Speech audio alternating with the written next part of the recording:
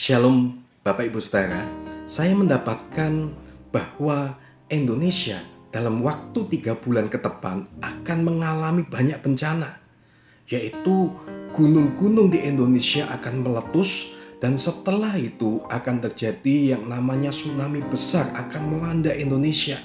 Nah, dalam 3 bulan ini kalau umat Tuhan tidak berdoa, bertobat dari dosa-dosanya, bencana-bencana itu akan terjadi di Indonesia.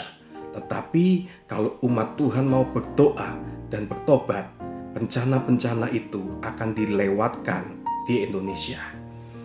Dan Bapak Ibu Saudara, percayakah Anda dengan apa yang saya katakan?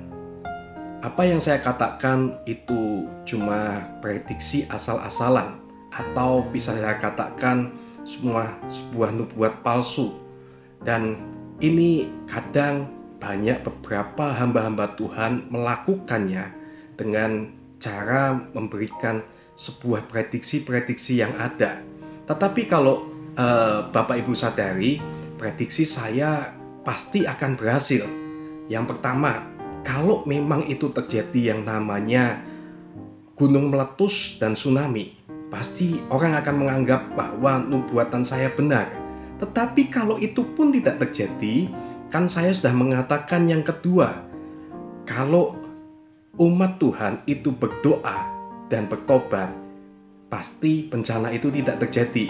Jadi kalau bencana itu pun tidak terjadi, saya bisa mengatakan bahwa itu oleh karena doa-doa umat Tuhan dan oleh karena pertobatan setiap umat Tuhan yang ada. Makanya bencana itu tidak terjadi, Bapak Ibu Saudara.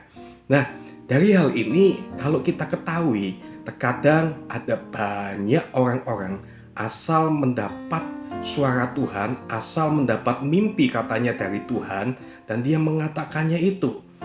Tapi yang perlu kita ketahui, tidak semua mimpi dan penglihatan itu dari Tuhan. Kita harus uji itu.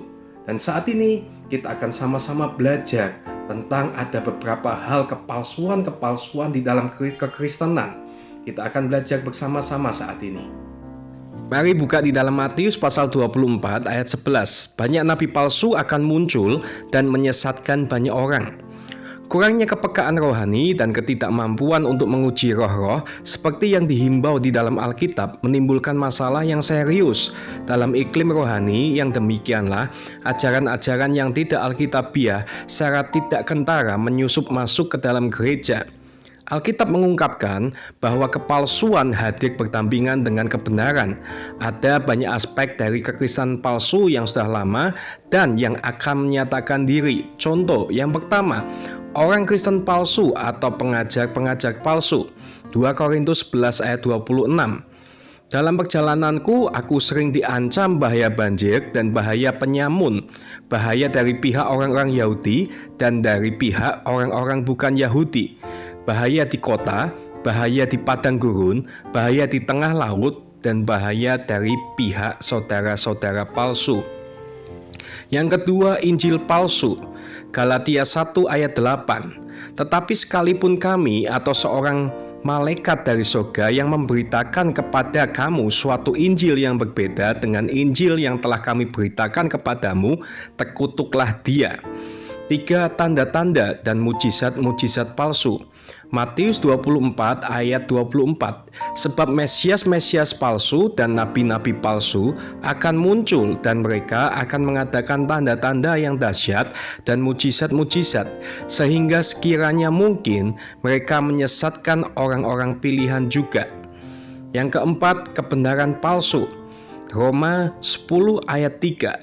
Sebab oleh karena mereka tidak mengenal kebenaran Allah dan oleh karena mereka berusaha untuk mendirikan kebenaran mereka sendiri, maka mereka tidak takluk kepada kebenaran Allah. Yang kelima, gereja palsu. Wahyu pasal 2 ayat 9. Aku tahu kesusahanmu dan kemiskinanmu, namun kau kaya, dan fitnah mereka yang menyebut dirinya orang Yahudi, tetapi yang sebenarnya tidak demikian. Sebaliknya mereka adalah jemaah iblis. 6. Kristus palsu. 2 Tesalonika 2 ayat 8 sampai 10. Pada waktu itulah si pendurhaka baru akan menyesatkan dirinya, tetapi Tuhan Yesus akan membunuhnya dengan nafas mulutnya dan akan memusnahkannya kalau ia datang kembali. Kedatangan si pendurhaka itu adalah pekerjaan iblis dan akan disertai rupa-rupa perbuatan ajaib, tanda-tanda, dan mujizat-mujizat palsu. Dengan rupa-rupa tipu daya jahat terhadap orang-orang yang harus binasa karena mereka tidak menerima dan mengasihi kebenaran yang dapat menyelamatkan mereka. Untuk mengetahui penipuan-penipuan seperti yang tercantum di atas bukanlah sesuatu yang mudah. Kita harus mengetahui penyebab penipuan, sifat-sifat penipuan, konsekuensi penipuan, dan jalan keluar dari penipuan. Kebohongan, penyimpangan, dan penyangkalan terhadap kebenaran Allah berasal dari sifat dasar iblis. Iblis selalu berusaha menyebarkan kebohongan dan kepalsuan dengan tujuan supaya dialah yang disembah, bukan Allah pencipta. Oleh karena itu, iblis menjanjikan popularitas, kebebasan, kekayaan, dan kenikmatan kepada manusia. Penipuan dalam hal rohani bermacam-macam ragamnya. Namun kita dapat mengenali 4 ciri utama. Ajaran-ajaran yang menipu cenderung menurunkan Allah dari tahtanya, mendewakan manusia, menyangkal keberadaan dosa, atau meremehkan dosa dan mendiskreditkan firman Allah. Sering juga kita jumpai di dalam kekristenan ada praktek-praktek yang menyerupai kebatinan, mistik, okultisme, kepercayaan timur, dan lain-lain. Penipuan dan ajaran-ajaran sesat mengikat kita kepada iblis dan rencana-rencananya. Mungkin di antara kita ini ada yang terikat pada hal tersebut. Namun janganlah khawatir, kita kembali kepada pengajaran Tuhan Yesus dan kebenaran Allah memerdekakan kita dari keterikatan itu. Yohanes 8 ayat 31-32. Jikalau kamu tetap dalam firman-Ku, kamu benar-benar adalah murid-Ku, dan kamu akan mengetahui kebenaran, dan kebenaran itu akan memerdekakan kamu. Oleh karena itu, pelajarilah firman Allah setiap hari dan biarkanlah Anda diperbaharui oleh kebenarannya. Akui semua dosa yang Anda ketahui dan mintalah pengampunan dari Tuhan. Makasih, Tuhan Yesus memberkati.